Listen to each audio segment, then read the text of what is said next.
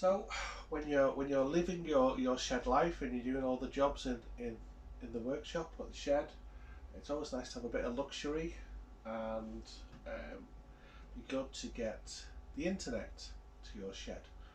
Now, if you're like me and your shed's quite far away from the house, ours is 20 meters away from the back door, or like 40 meters away from the router in the house where the Wi-Fi is produced. You're not going to signal at the workshop. Now, if you get internet into your workshop, you can watch television. There's some Sky Sports on here. You can have Alexa running. Alexa, what's the weather?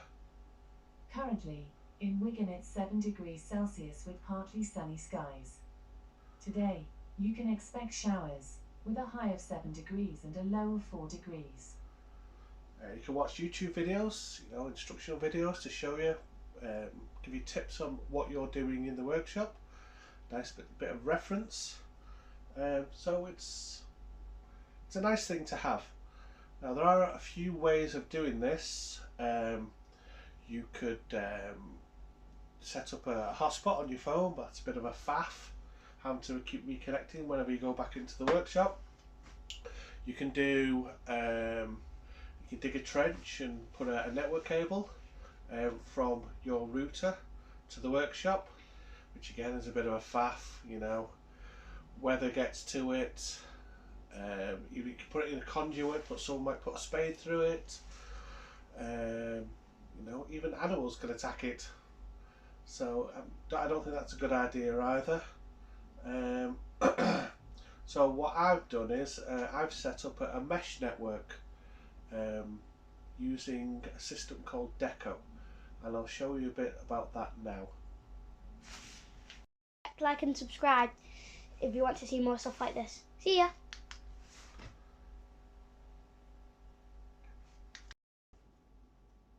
There's also the power line type of plugs where it transmits the internet down the mains line, but I can't do that in this situation because we have so many sort of electrical things in the workshop, like lathes, welders, compressors, pillar drills, that kind of thing. The load on the workshop can be quite big at times, so the workshop itself has its own ring main, and the house has a ring main, and then they're connected between with some armoured copper cabling, about 6mm. So if you've got two separate ring mains, you cannot transmit your internet from one ring main to the other. So that means I can't use that type of connectivity either. So the decos are sort of little tiny sort of repeater stations. They're about that sort of size. And there's 3 in the house. 1 upstairs, 2 downstairs, and there's 1 here, just above that that cabinet. So the first deco is connected via a network cable to the router. The actual router Wi-Fi is turned off.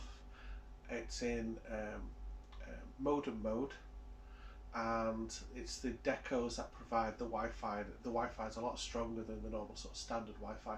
So the first deco is connected via a network cable to the router.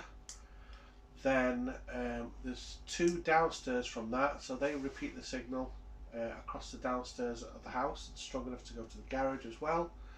And then the second one of those sits in the conservatory, which is next to the garden. So that sort of, you can imagine the sort of transmission bubble goes out to just about as far as the shed, but the signal's quite weak and it's sort of dropped in and out every so often. So I put a 4th deco tower in here, so when the sort of transmission bubbles cross each other, it gets a nice strong network connection to the shed.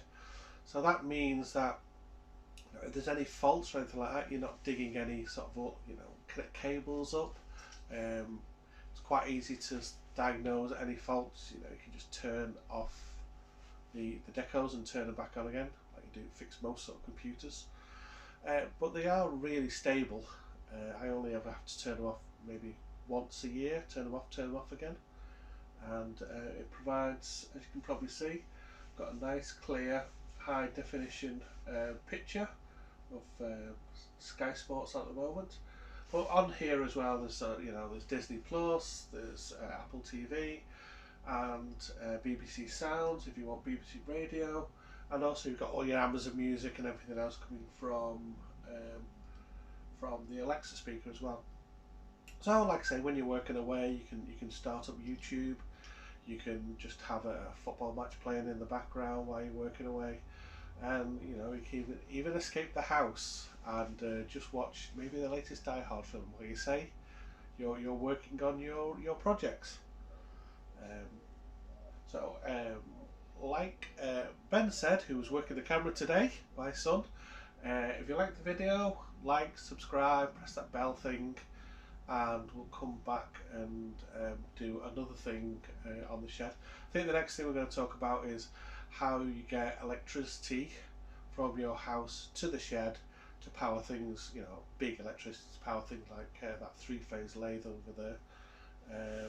What's the safest way of doing it? So we'll see you on the next video. Well, by the way, it's a notification bell. Alright, goodbye for now.